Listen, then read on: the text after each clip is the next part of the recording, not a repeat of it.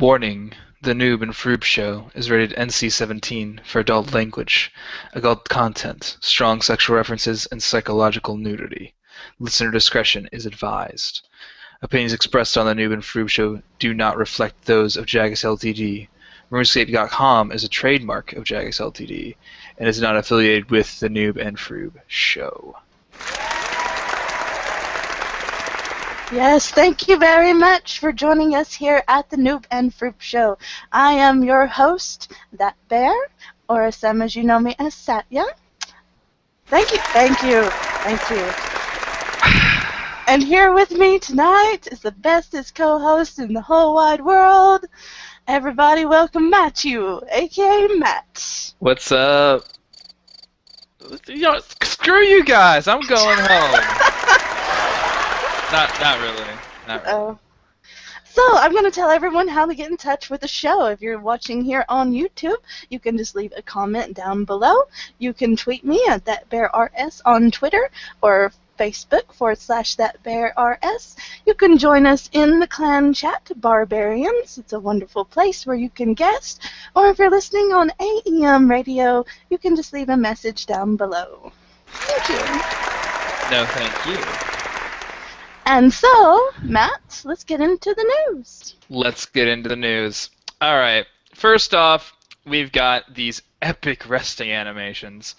Okay, so, yeah, different, could I request a different sound effect, something a little bit less, thank you. Alright. Feeling a bit pale after a long weekend adventure, lay back with the sinister slumber animation, in which you, lay back on a throne that looks like it's made out of various scrap metal parts.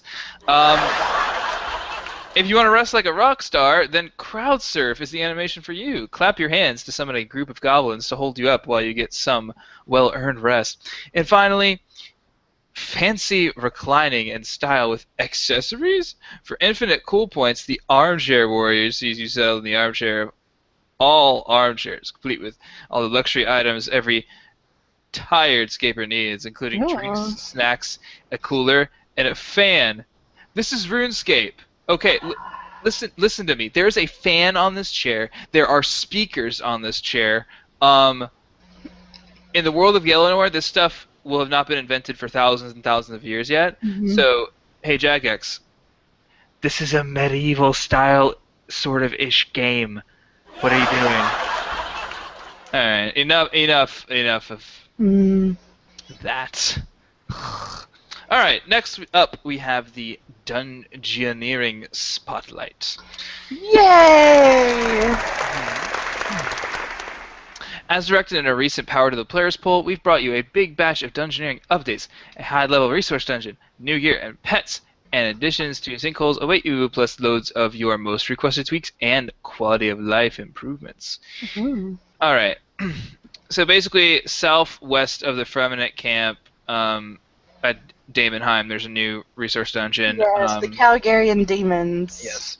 You have to have 90 Dungeoneering, and the monsters Satya just mentioned aren't there. Yes, they are. They can be given to you as a 90-plus Slayer assignment, but they can be killed without any Slayer requirement.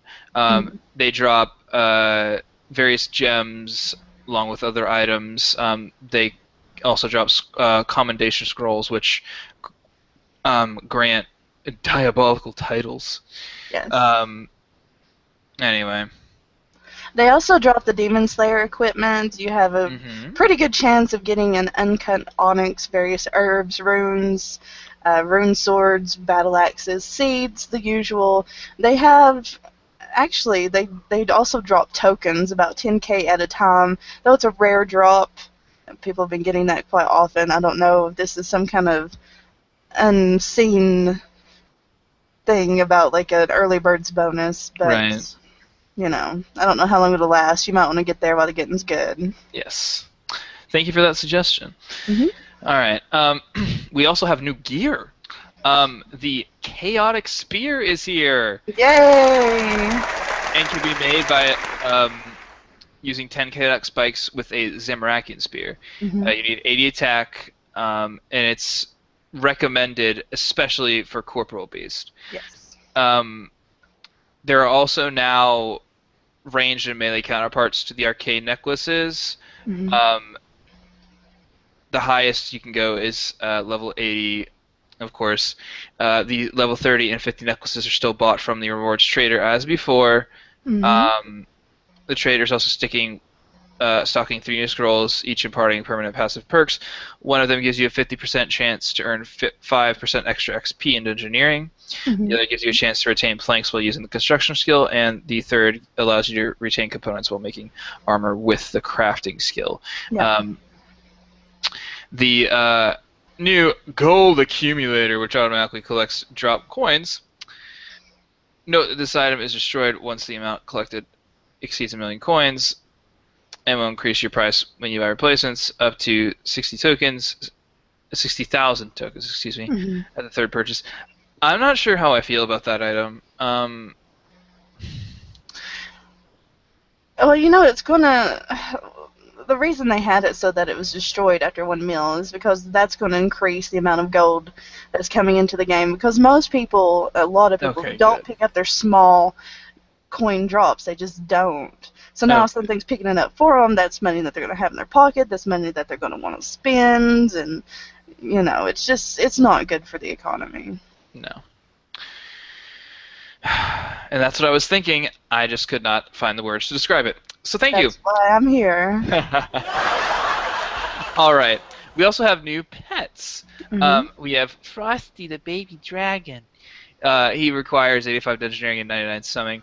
We have the mini Blink, who looks like the fucking horror puppet Chucky, but with blue hair and mad scientist glasses. You have to have defeated Blink himself and have 95 engineering. And finally, you have the Hope Nibbler. Hmm. You must defeat the Hope Devourer and have 101 engineering. Well, there's also been some existing rewards that have had an upgrade too. The Hex Hunter bow, which used to be the best bow in Dungeoneering, after EOC it was kind of crap because its special effect really didn't work very often. It now works a lot better than the Sagittarian short bow, so if you had that, you know, Oh, yay yeah. for you. Gem bags can now hold up to 60 gems if you buy the upgrade for it, including finally dragon stones. So if you're chopping those crystal trees, we get a lot of dragon stones. We can finally hold those in our gem bag. And the Bone Crusher, Charming Imp, and Herbicide can now be placed in your pocket slot Applause, please. to free up one inventory space. Of course, if you don't want to wear them in your pocket slot, if you want to wear a sign there or a scrimshaw, they will still function as normal within your inventory. Yes. So that's pretty important. All right. Floor skipping. If you are a high-level player and you're wanting to, maximize your dungeoning, all that, you can now skip floors for dungeoneering tokens. Yes, you can. Yeah. You would want to so- do this if you're up in the hundreds. You might want to skip all your ice floors and all your abandoned all the way up. This will cost you a pretty penny to do this. It gets rid of a lot of tokens, but if you're just someone looking for the experience, it's a great choice. But Right. I figure, instead of wasting your tokens, you're better off just rushing through them, in my opinion. Precisely. Just small combat level 1. Boom. Yeah. That's all I need to do. All right. A few improvements have also been made to the Sinkholes Distraction and Diversion. The reward trader on Damonheim Peninsula can now sell you the ability to get a free random card upon starting a Sinkhole. There's also a secret reward that can be obtained by playing the Ibis card. So basically what that means is whenever you enter a sinkhole, you usually don't have a card at all. This will randomly generate, which means it'll pick out of all the different cards there are and just place it in your inventory. It could be any one of them. So... yeah, it sounds interesting, but it could make for some pandemonium, especially if what's that one card that we were talking about the other day where I was The one just that like, switches everything. yes, Oh, I can't remember, but people get I get so it. mad. I get so mad. Now, whenever I get that card, I play it. I go lol, and then I play it. So it's fun to watch the people freak out. Yeah. And if you do happen to play the Ibis card, your special reward is a Horde Stalker ring. Oh. Yeah, it's pretty much it doesn't have any stats outside of dungeoneering, but the ring will teleport a player to a dungeoneering resource dungeon up to 8 times before being destroyed. So it just gets you to a lot of the special locations a lot easier, especially like the Steel and Iron Dragons down in Brimhaven. That one's a kind of a pain in the ass to get to. You can, of course, have multiple of these. So. Yes. It's speaking of Horde Stalker rings, it's now possible to recharge them, and it's also possible now to reset your Ring of Kinship with Dungeoneering tokens. I just want to know if you have yet to ever reset your Ring of Kinship before in the past. Like right after EOC, they gave us one free reset. If you've not used that free reset, you still have that. You can still use that currently without using any tokens. So pretty much that'll give you 2 resets or so. Wow. Just a little information. Noob Epiphany. Okay. Alright. There's now a timer to display how long you spent on a floor while you're in there. Bonfires can now be used in dungeons. It's now possible to use surge and escape abilities in dungeons. When you go into a dungeon, it's now streamlined with the new interface, which allows you to select dungeon size, the party, the mode. Right, less clicking through screens with this. Precisely. So nicer. Loot beams now show up when journals drop. It's possible to right-click the Dungeoneering tutor to find out which journals you're missing. And finally, they've made some technical improvements to the spike trap room, making it smoother and quicker to complete. And you're not always like, did I put the coin here? Did that? That's the one they're talking about, right? Yeah. Okay, just checking. And in other news, treasure hunter keys that you get while you're skilling or you're doing combat, you know how they go in your inventory and you might have a full inventory and it's just really annoying. You put it in there and then you click it. Now it goes straight to your daily limit. So no more clicking. Yay. Huzzah! I was getting a little bit tired of that. Yeah, so that's finally... Yeah. And also, if you have more than one prismatic fallen star or lamp in your inventory and you'd like to use them all on one skill at once, you now have the option to do that. That's sweet. Alright, I believe you have the 3rd design document for Elf City for us. Right. So would everyone like to read it along with me? I guess I can fix that so we can all look at the same shit together. Like friends, you know. There we go. The Elf City Design Brief number 3. I'm going to butcher these names, and the second one has no vowels. Traheron and Creewies. Am I close? Close enough. Okay, the Traheron clan, mining and smithing, batch 1. And here is their symbol. It is, of course, a pickaxe and a hammer, and a lovely shade of pussy pink. Yes, it also looks like a pussy opening up. Yes. Yeah. Breakfast of Champions. Yum, yum, yum. Okay, scrolling down here. This is their location, the middle circle. If you look here, you'll see a lot of anvils going on. Yeah, real exciting. There's going to be Runite mining spot times 2. There's going to be adamant mining spots times 10. Coal mining spots times 10. And 5 gem rocks. And these gem rocks are special compared to the other gem rocks that we have in-game currently. The drop table is skewed towards better gemstones, opals, jades, and topaz, which have no use to us outside of quest, are removed, and there's an uncommon chance of receiving summoning gems of various tiers. There's also a rare chance of receiving the ever-elusive onyx, which is drastically crashing thanks to the Calgarian demons.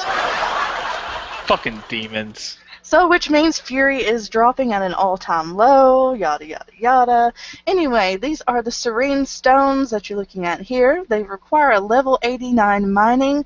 The player chips away at rock that surround a serene crystal. Once the crystal is clear, the crystal drops down to a trapdoor. 70 lots of mining XP will be offered from a serene stone before it drops through the trapdoor. No mining ore product is produced when chipping the rock away from these stones, offering an interaction that is similar to the choking ivy. The rate of mining XP gain will be the highest in the game. Serene Corruption, level 89 Smithing. Now, the Serene Stones will also put stackable and untradeable corruption in the player's inventory. This drops in 1/3 of all successful mines of the Serene Stone and can be taken to an anvil where they can be smithed for no end product, of course, just for smithing XP. Pickpocketing NPCs, thieving level 92, wandering in the middle of the ring of the tra-la-la workers. Common pickpocketing items will include ore, bars, gems, and pickaxes. Rare pickpocketing items will include concentrated ore, dragon stones, and much more. So let's look at the outer circle. There's going to be 4 anvils, 1 furnace, 1 bank deposit box, and the Serene God statue. Now, of course, this will work like the Sacred Heart statue that we currently have in Varrock, so I'm not going to go into a whole lot of detail about this.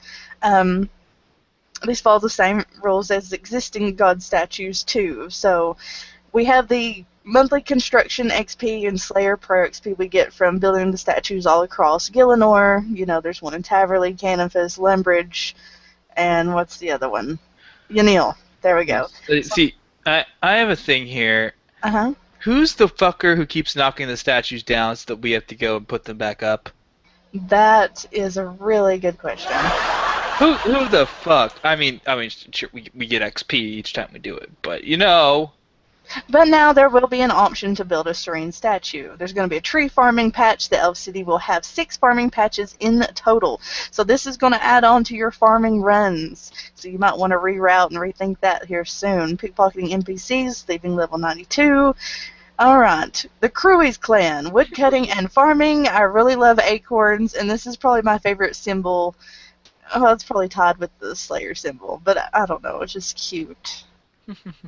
It just really makes me want to bust a nut.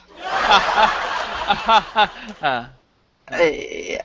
Okay, here's what their location looks like. It's a little more earthy, a little more hippie. Let's hug a fucking tree. There's going to be choking ivy here, times 8. Kinky. There's going to be 5 magic trees, 5 yew trees, and crystal geodes will be able to be dropped in the Elf City. So instead of nest here, you will get the geodes you get from the crystal trees. That's pretty exciting. There's going to be a herb farming patch. So a little bit of extra herbs on your farming run, and of course the pickpocketing NPCs. Thieving level will be 98, so this is a little higher than the last family here. Wandering in the middle of the rain, the cry workers. Common pickpocketing items will include logs, seeds, compost, farming potions, farming amulets. Rare pickpocketing will include birds' nests and geodes, and there will be a bank chest. The outer circle will hold the elder tree farming patch that we've talked about a couple of times. Farming level 90. The player can place an elder tree seed in this new farming patch if they have level 90 farming. The elder tree seed will be a rare pickpocketing reward from the elves, found rarely in birds' nests, added to the crystal and dragon implings, drop table, evil tree drops, and a drop from monsters with access to the rare drop table. The intention is that the seeds are more difficult to obtain than magic tree seeds. So, is this going to hurt the price of magic tree seeds? Quite possibly. An elder tree seed is grown in the same manner as existing trees, with a sapling in a pot and then added to its farming patch. No other tree can be planted here, so you can only plant it in one location, so maybe it won't hurt the magic trees. A planted elder tree acts identically to existing elder trees. It can be cut at any time, and after 5 minutes of chopping, the tree is depleted, becomes unavailable until it regrows, which takes roughly about 10 minutes of in-game time. Woo! Spirit tree.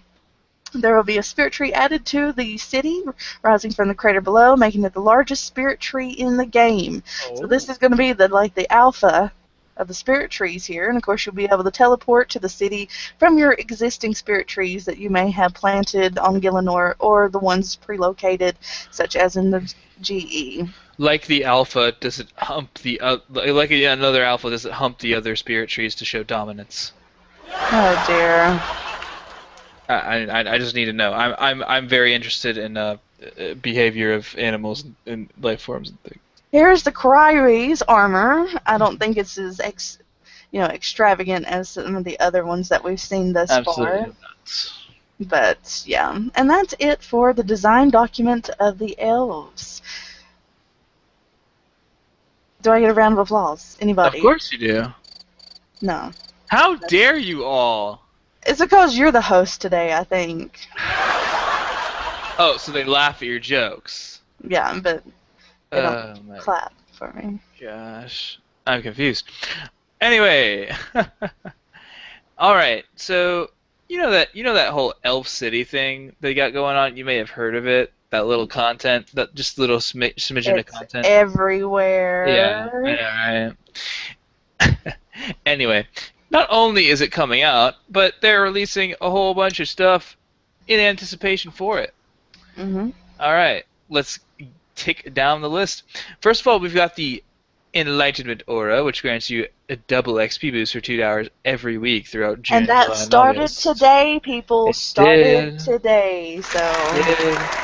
I have not used mine yet, but I don't either. once I get back on after the show, or Hmm. well, not right after the show, but once I do get back on tonight, because I'm no life in Hellhounds for 99 strength right now. Hmm. I'm definitely taking that aura down there. All right. Even when summer's over, the aura is yours forever, and as long as you remember in the future summers, you'll get the same bonus then. So basically, this is a permanent Hmm. item, but you can only use it during the summer months, which I think for Jax that'll be June through August, Yeah. probably. Yeah, it's June, July, and August. It says right there, Doofy. Evidently, I don't remember what I read uh, 15 seconds ago. All right, you'll also get the Crystal Amulet, an elven artifact that gives you daily XP towards the skills required for the Elf City. It'll also let you collect elven resources before the gates of Profidendus open. This is very useful for me because all the skills I need to enter the Elf City or Yeah. required for the Elf City, whatever, those are my lowest skills. So this is going to be helping me out. And once I, get combat sorted out, I'll probably be working on those skills that will get me into the Elf City because I don't want to be left behind like everybody else. Going to the cool city. Turning in those mother lode stone things that the crystal amulet practically shoots out of its ass. You can also get the elder tree seeds ahead of time, but it is very, very rare to get those. Yes. So keep that in mind. Yes. Note that Gold Premier Club members and those of you who've held 12 consecutive months of membership as of today will get the Aura and Amulet automatically at no additional cost. If you don't have them right away, don't worry, we'll be adding them for everyone shortly. So, for instance, I got my Stoof right away, or at It least I took, know. yeah. Yeah, it took Satya a little while for her to get her stuff. So if you don't have it yet, don't freak out. They're going to be getting it to you as soon as possible. Should be in everybody's bank by now at least, but who knows. And if you've been a consecutive member for 1 to 3 years, you also get a lovely decorative crown. Yeah, I got I got the 2-year crown. I got the Actually 3-year happy. crown, which is very weird because I've had consecutive membership for almost 5.5 now, but I think it only goes up to 3 years. Yeah, it only goes up to 3. So Yeah. yeah. I mean, you don't have to show off with your whole consecutive membership stats there that are probably better than all of ours. You didn't have to, but it's all good. I went there. That shit for yeah. So a couple of other minor things here. Um, we have some teases about certain things in the future on the And road to Hell since City. most of this will be in the behind the scenes, Ah, well, pardon me, madam. we'll talk about what's not going Yes, to be in the behind the scenes, which is, of course, the Elf City quest that we just discussed. This will be a yes. Grandmaster, and you will have to done the entire Mornings in quest series and everything required to do the last one. So you got a little bit of time to start working on that, but they're going to start introducing the quest sometime this summer. Combat 2014, remember, special attacks and level 138 are coming back, and also there will be the Legacy Mode beta. Now, Barbarian Assault will get a revamp and a new Pendants King, and there's going to be a whole lot of interesting and fun things to do on Twitch TV. Oh Most boy. importantly, RuneScape would like to remind you to have fun by staying in your house, not going outside, not seeing your friends, and playing RuneScape all fucking summer long. May not actually be a statement by Jax Ltd. um. So, all right, I'll just go ahead and mosey on along to the Community Chronicle. Hmm. All right. All right, the last 2 weeks have been busy ones for us here on the that I can't talk. Been busy ones for us here on the community team. Yeah, because you're splitting your time between RuneScape and Transformers Universe. Wait. The community team is actually made up of RuneScape players. Our dear friend John, Tireless God, is a member of the community management team. Yes. So everything that are in these community chronicles are chosen by players for the players. We're never on there. The fuck. Well, we've not been on there since players have taken over the community chronicle anyway. We were on a year ago. We miss Not- you, Saber. Not since. We miss you, Saber. We love you. I hope that you are able to feed your 10 kids. Every single time I mention him, he seems to have spit out another child. Yeah, okay. Okay, sorry. All right, so, earlier this month, we had a big player visit where some of our community tested out the up-and-coming Legacy mode. It was a huge success, and our combat team got some great ideas, suggestions from our visitors. Couple of things here. Caveman Film was one of the players who came along. He made a video explaining how he got into RuneScape and why he started making videos. That is when video makers make those kinds of videos, I feel like they're the most boring things they could do. I do not like when people make their origin stories. I don't like it.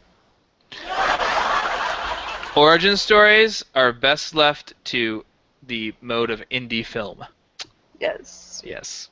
All right. And sticking with all things video, Scape Skill RS on YouTube has opened a new clan called Initiativity.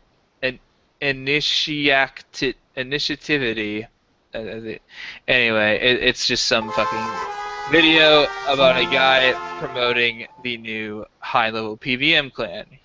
Do we really need another PVM 0? Is that like really necessary? That's what these RuneScape YouTubers do. And I just don't think we need to go there. No. All right. Evidently, RuneScape has fan sites. I don't know if you realize this. Scape Central are hosting a pest control event on the 6th of June. Scape Tips has helped answer thousands of RuneScape questions, and the guys are looking for more Galanor experts to join their team. I tried Scape.tips. They answer you almost immediately. They answer you. They have people right there. So, like, if you're trying to use the wiki, that's the old reliable for a lot of players. Has been for a while now. You can't find an answer, go to Scape.tips. Or join the Barbarians clan and ask one of us in-game without having to go to an off-site. This is true. But I do want to give Scape.tips props because I asked a question. 2 minutes later, I had a representative of the site there answering my questions and helping me. It was almost instant. It's like a RuneScape call center. Now, I want to know why Jagex can't have something like this. It's ingenious. Yeah, and I applaud. I applaud these people though because they obviously did realizing that Jagex did not have something like this. So, also we have some events going on. Warwick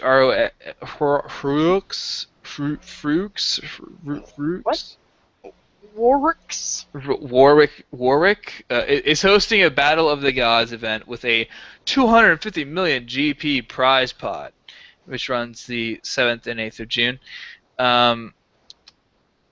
The Family Unity Network are back again and have a host of events you can participate in. With the number of events they host, there is really something for everyone. There's a link to the thread on this article if you want to check that out. Just artwork stuff that you can also look at here if you want. This guy, I have him added on Facebook, and he makes some amazingly intricate RuneScape cosplay. It is absolutely fantastic. He's got on the course level 90 mage. No, that's the range armor, and then the Royal Dragon crossbow is absolutely fantastic. So it's very impressive. That Royal Dragon crossbow is like, oh my god. It's like, it is real. I was about to say it almost looks real. It fucking is real. It is. So, It you is know what? real. It's real cosplay. You know what? More power to you, bro. Keep making them cosplay costumes. Keep making them. There was a podcast this week, but this is not a podcast that you or anyone else needs to listen to. Ladies and gentlemen, Jagex is at it once again, trying to explain to us why we need in-game player police officers, the PMODs, the scum of the bathroom or something. We'd This call podcast. them scope scum, but they're even too dirty to be called soap scum. This podcast pretty much just explains to you what a PMOD does, what a PMOD is, how to become a PMOD, and why they're important to our community. They're supposed to be helping out some of our newer and less educated players by offering them in-game help and assistance. They're supposed to be like your beacon of shining light in the darkness. But when all they really do is just mute you because they don't like you. Yeah. Not all of them, just 90%. 99.99. And they say the best way to become a player moderator is to be active within the community. Don't get in trouble a lot. Make sure that your account is safe and secure. Hence why I will never be a PMOD, because I got doxxed. Mm-hmm. Not that I would want a shining crown that, attracted every noob in the game to me. Absolutely not. No, she's being serious. She I don't want that. I don't want, every noob following me around asking me how I got that crown. How can I get it too? By shutting the fuck up. Uh-huh. Alright, so let's get into the behind the scenes. It's my favorite time of the month, and not because Aunt Flo is here to visit. Lol. Whew, Legacy Mode and Beta Combat improvements, as I stated earlier. Some of this will go live into the game. The beta will come out. You'll get your chance to have your nostalgia fix that will eventually be placed into the game. I'm not going to go into a lot of detail about that. You know our opinion. We think it's a terrible idea. Mm-hmm. Next up is the Mighty Fall. This is a members-only master level quest.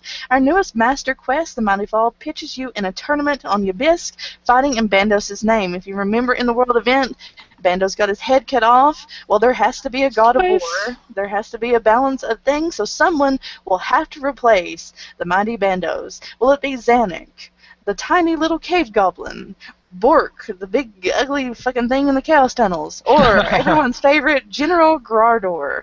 And others are all involved and all have stakes in the outcome of the battle. It's here that the goblins, trolls, and ogres hope to find a new purpose and perhaps a new leader. The quest bursting with boss battles, each pushing you to the limit. You'll have to master your melee skills and a brand new two-handed weapon. The requirements are mighty. Ready yourself for mortal combat with the following. Attack, level 79. Strength, level 79. Constitution, level 78. Defense, level 72. Slayer, level 69. Quest requirements are the chosen commander, missing presumed death, my arms big adventure, and you must have defeated Bork at least once. And don't forget, Yelps will be taking part in this game of death. Thanks to your votes and the power to the player, will he be fortunate, or would you have him squilling to the underworld? Kill the fucking bastard! Kill him! Kill him! And put all the cows in RuneScape in there too. Yes. Skill Chompas is... Now, we finally got something here for the skillers. Our furry skilling bombs to be used when training, mining, fishing, woodcutting, and divination. Just throw them at your chosen skilling spot and get ready to reap the rewards. They're caught with the box traps, just the same as the regular Chinchompas, and require hunting levels ranging from 27 all the way up to level 89. A nice variety there. When used, they will give you a 10% base XP in that skill and an increased chance of skilling success. So that means you might get more logs out of a tree, more ores out of, a rock and such and such and such, and also have a higher chance of an enriched memory from a wisp if you're using the divination Chinchompa. Just don't look into their sad little skill Chinchompa eyes as you throw them. They want to explode, honestly. Yep. So if you watch a behind the scenes video, what you do is you equip these like a regular Chinchompa, you're skilling with it, you throw it at the plot, and has this chance to destroy the plot and give you the resources automatically and a lot quicker. I don't know how OP this is going to be. We'll just have to find out. The 10% base XP increase is not that significant. Of course, in the long term, 10% makes a big difference. If you put it into kind of like the foresight of, well, I got 1,000,000 XP to go, 10% of a mil is what? 100 mil. 100 mil. I can't even do math either. 100K. 100 million! Yes, 100K is what I was trying to say. 100K is a significant chunk of XP. So in the long run, 10% does make a difference. The road to Elf City and Elf graphical improvements, they're going to update all of the Elf area, make it look a little bit better. And, of course, the Gates of Prifidamnus are going to have a nice new look. Just getting ready for the Elf quest that's coming out. Some of the skill and quest requirements for this elf quest are agility 75, construction 75, crafting 75, dungeoneering 75, herblore 75, mining 75. You see where this is going here. Prayer 75, range 75, summon 75, woodcutting 75, and the quest catapult construction within the light completed. So get on that now. Solomon's Store and Treasure Hunter are going to be having some wonderful updates as usual. The Lucky Clover are coming back, even though it is not even close to St. Patrick's Day. Apparently that was a popular thing that they had. I don't even... Okay, I was going to say I don't remember, but I remember now. If you wear them, you have a chance to get some lucky items that you could get off the wheel, just randomly appear out of nowhere in your inventory. There's going to be some new Firewatch and the Vinci sets on Solomon's Store. How exciting.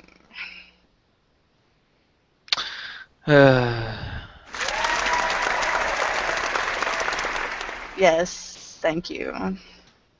Well, we're about 6 minutes past the top of the hour. And as you may be able to tell, it's a bit of an opposite day here on the New Improved Social. Satya, do you have a commercial quickly for us? And you didn't even do it. You didn't even do it. Huh? Oh, it's time for Satya's commercial break! Take it away, Satya. Thank you.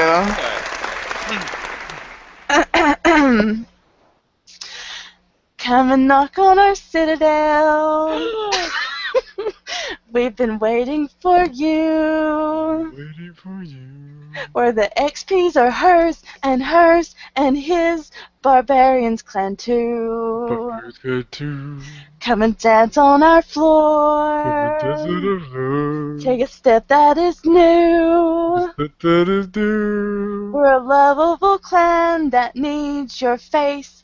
Barbarians clan too. Join the Barbarians clan because we're the bestest clan on RuneScape. We got titties and beer and raid call. Thank you. Thank you. That do good? That do good? How can somebody not join the clan after hearing that? I know. Yay! So what now? Hostess with the mostest? Well, I think you have some patch notes. I have patch notes! I do have patch notes. And here are the patch notes for May the 27th. Yay, graphical. The blood tendril animation no longer continues to play when a player dies or leaves a minigame. Skills, distractions and diversions, and minigames. Transmuting charms now converts 10 charms at a time instead of 1. Hooray. Fish tokens and medal count are now better aligned on the Fish Flingers reward shop interface. Quests, challenges, and achievements. The I've not started this quest yet text in the quest journal for the branches of Dark Mare, Cook's Assistant, Deadliest Catch, Ernest the Chicken, The Restless Ghost, Rune Mysteries, and Salt in the Wound have been replaced with a summary of how to start the quest. The titles awarded from the Rune Memories quest now update correctly when activated. Roofs will now be removed during appropriate cutscenes into the Wanted quest. The Enlightened Journey assistants now turn to face the player during conversation. Wow, that's great. Other players using the Freedom ability will now have the Blood Tendrils effect removed if it was caused by another player. Freedom will not remove the negative effects from casting the Blood Tendrils ability yourself. Oh. Certain drops from mutated blood velds are now noted.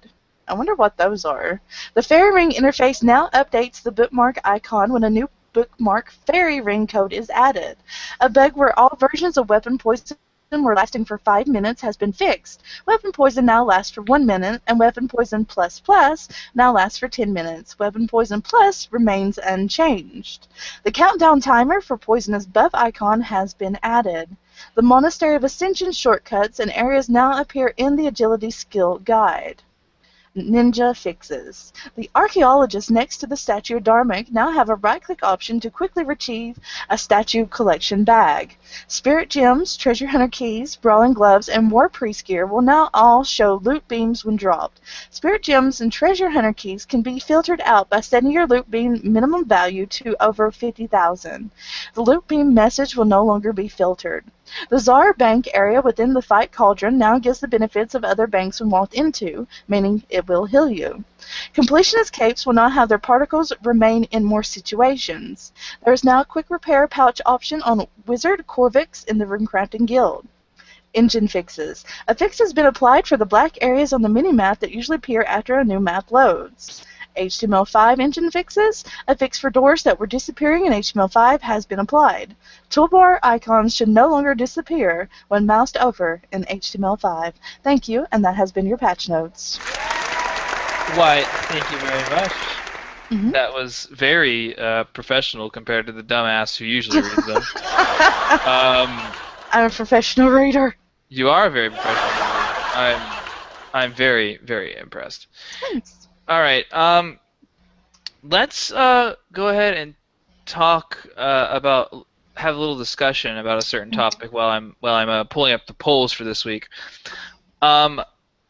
There has been talk about the fact that now you can log into different accounts using the same computer.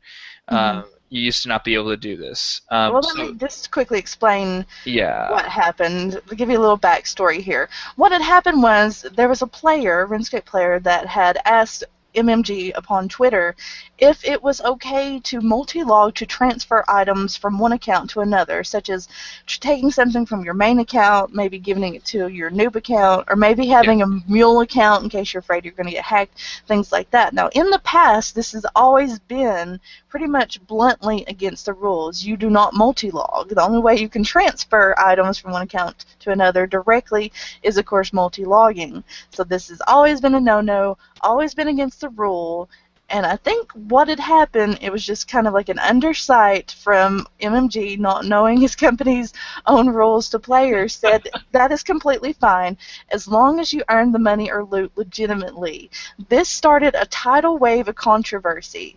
Now, with him saying this openly, that screenshotted everywhere, it was all over the forums, a lot of people were asking other mods, trying to confirm this, and since MMG pretty much stated this and did not retract his statement at all, as of last week, you can apparently multi-log and transfer items from one account to another. What they did try to do was backtrack and say, we look down upon this.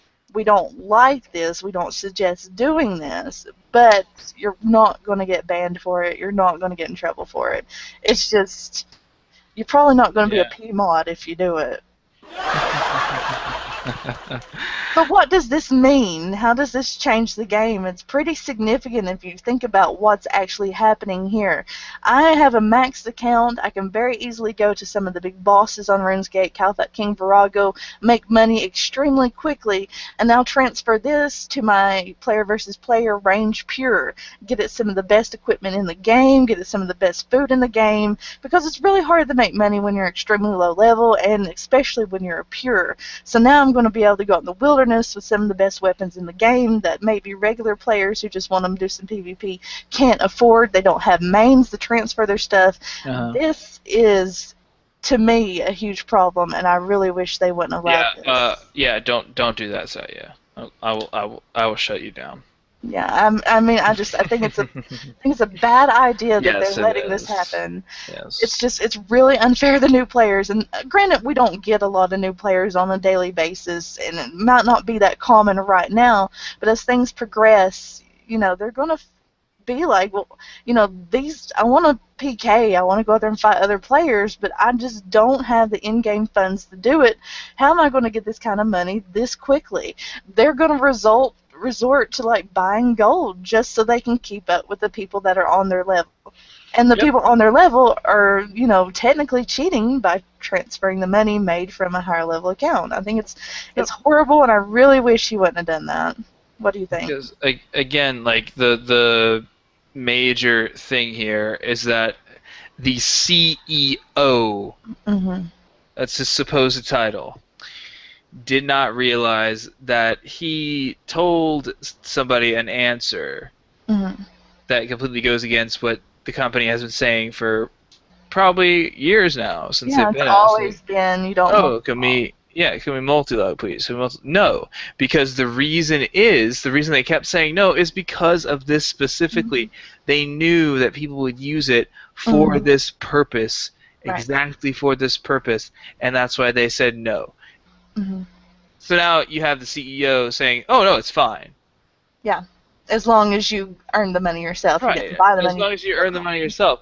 So okay, so that's still legitimate. Like, oh, I take all this money from my completionist main account and put it like that. You was saying on another one, make it player a PvP character, range pure, whatever you want to do.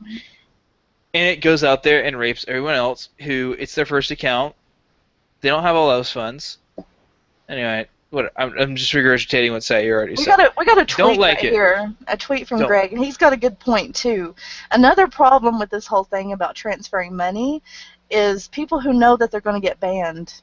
They're going to transfer their money over to another account. That's not going to take their illegal money out of the game. That's a good point. The money's still going to be circulated. They're going to have the money to start over, and it's not going to phase them if they get banned. So I can wonder how many people that are doing illegal activities upon RuneScape now they know they can transfer the money and they're not going to get in trouble for it, going ahead, moving that money over to another account. And banning does, significant things for the economy. It gets billions and trillions of GP out of the economy every day. And of course, if they ban more quicker, our economy would eventually fix itself, but that's not going to happen. But now these people are going to just transfer this money over, they get banned, and that money's not leaving the game, it's no longer helping the economy. That's a good point, Greg. Thank you. Right. Because, for those of you who don't know, whenever there's too much money, that's what we call inflation. That's the reason the RuneScape economy is as fucked up as it is. Now it's funny because it kind of resembles the United States economy. There's too much currency going around in circulation, too much going on. That's why the items are so high. That's why GP, the worth it maybe once was, is suffering. So there needs to be a deflation and removal of coins, which banning will do it, would help with that. So Mod Mark Gerhard, shake of angry fist. You fucked up, man. You screwed up. A couple weeks ago, you had saying, oh, he might be a cool guy to hang out with. Not anymore.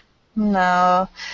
And before you get any ideas, it's still a little tricky to multi-log. You still get the error screen when you try to pull up 2 pages. So apparently, they've not changed it in the actual game mechanics. But if you do happen to know the workaround, and I'm not going to tell it to you, you apparently can do it without fear of being banned. So it's really sad, but it is what it is. It certainly is. All right, you got those polls for us? I most certainly do. All right. This week, the Dragonstone poll is the Elder God Quest one, which actually no, we did this last week. But to remind you about it, it's the one about in a previous poll you decided that 2014 Feds would feature the Elder Gods, but which Elder God do you want, or what have you? We're going to be, from the current poll, we're going to be researching the Elder Gods. Going to be a research-based quest. That's the way it's looking right now based on what's leading in the polls. The diamond poll this time is when we were determining the difficulty level of a quest, what aspect should be influenced in the decision the most. Skill and quest requirements is winning. Mhm. But that's not what I voted for. What did you vote for? Well, I voted for the skill and quest requirements, but I don't think that should be the only thing, because there are some master quests. They require really high levels in things like fire making or whatever, and the quests are easy. But the reason they've always done it with the skill requirements is that they take into consideration the amount of time it would take to play the game to get the levels needed. I think there needs to be some kind of like dual system, like Grandmaster 2 stars or something like that to go along with it, because it is kind of misleading with just one of those. And there's some quests that don't require a whole lot of skills that I find are very challenging, and they don't have a Grandmaster mark on them. So there needs to just be a better system overall, and I don't think any of these are going to fix that. Absolutely. I actually voted for combat difficulty because other than the World Wakes, every other quest I've done, I just breeze through the combat. Yeah. And there might be a little trick that you have to do to kill the boss, but other than that, it's easy as pie. Right. So I like very valid points for what you said, skill and quest requirements. I can understand why it's in the lead, but personally, I voted for combat difficulty because just be nice to There needs to be a rating that shows like maybe 3 stars for combat, maybe 3 stars for puzzle difficulty, things like that. Yes. And the Grandmaster, the whole title overall should be the actual difficulty of the quest overall. But there needs to be a rating system. Okay. All right. So finally, the Ruby poll is: would you like to revert to the minimap icons back to the way they were earlier this year, or are you happy with the current version? Bring back the old minimap icons, please. That is what I voted for. It is currently in the lead, 67 to 32%. I really like the old ones. They're easier to understand for me. They're what I'm used to.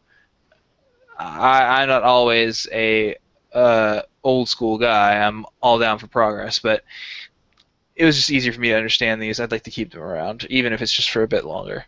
Honestly, it really doesn't matter to me, but the problem with the new icons is there's a border and there's a background, so it makes the icons actually larger. And when you're in a city that's got buildings really close together, there's a lot of stuff going on in a city, they actually overlap each other, and especially if you don't have your mini map huge to spread it out, so you can't really see what icons under that one and this one, and it's just a clusterfuck.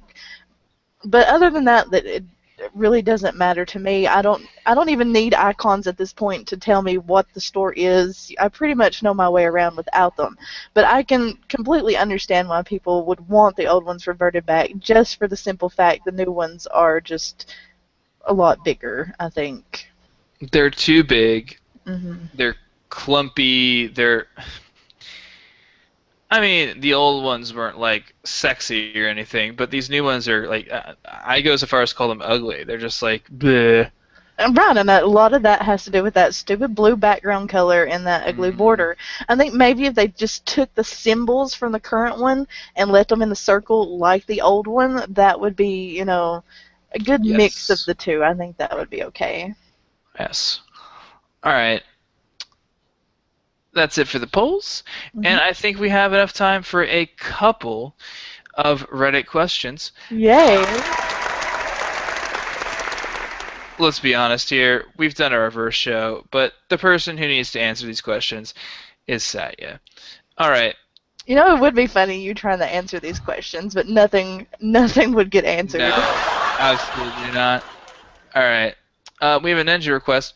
Ninjas, can us free-to-play Dungeoneers get level 50 gear, please? I know free-to-play Dungeoneering is pretty much dead, which still boggles me considering it has the best free-to-play weapons.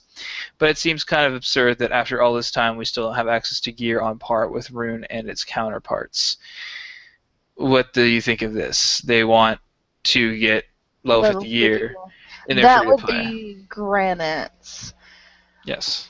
That the problem that I have with that, and it's Jagex's fault, it's nobody else's fault. If we introduce at least granite into free to play, that's going to crash the price of rune, which is the highest level ore that we can mine in general. So what is that going to do to mining and smithing? It's gonna take a toll on the economy just by introducing something as simple as granite. Now, will it stop with granite? Will they want level 70 equipment? Blah, blah, Yep. blah, blah. There is a reason that it stops at Rune. It's to encourage you to buy membership to get better level armor. So, unfortunately, I'm going to have to say, no, I don't think you should get level 60 equipment. I'm sorry.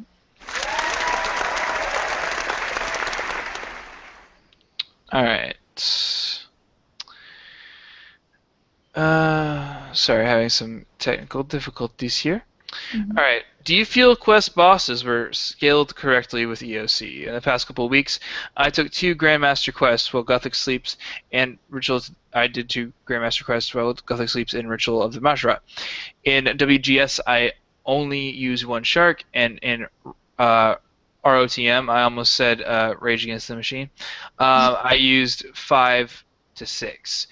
I don't feel this is right, as before EOC I struggle with most bosses I came up against to some extent. Is this just me overhyping the boss fights, or have they been scaled poorly? This goes back to a lot of 25%, quarter of the vote on that poll, combat difficulty for quests. Right. Again, personally, I had trouble, but do you agree with this guy? Should quests be a bit more difficult? I do. Don't think they really took the time that they needed to with quest bosses because, number one, they realized most of us, had done the quest already. So they just really didn't dedicate the time to upscale these quest bosses. They are super easy now. If you do Dominion Tower, there's a huge difference.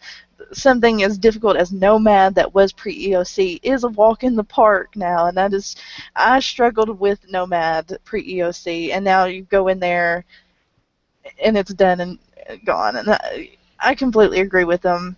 These were the best quests in the game, and a lot of the reasons behind these quests being the best quests in the game was because the challenging boss fight. People do like that, and that was taken away from us. Now, they're probably not going to go back and rescale these bosses.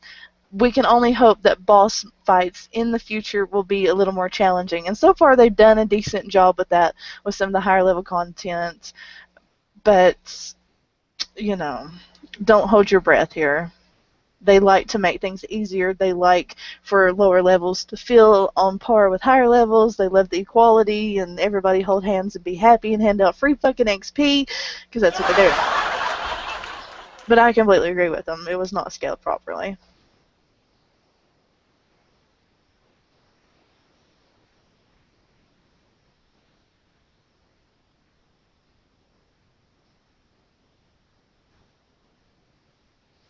So, yeah. I think it's just about the end of the show. I was muted, sorry. Oh, I was just going to end the show. We really don't have time for another one. Anyway, let me just quickly say what I said. So basically, I've forgotten. I'm sorry. Let's just end this damn thing. God. It has been the opposite day on the Noob and Froob show, and Matt, I'll let you do the outro, see if you can remember everybody you have to thank. Let's see if you can do it. All right. I'd like to thank, first of all, the people who broadcast us additionally to being here on the YouTube. AEM Radio, Gamer Girl Radio, thank you very much. I'd like to thank our sponsor, Awesomeness TV. Thank you for doing what you do. What we could not do without you. And then finally, thank you to the Barbarians clan, who is also kind of a sponsor.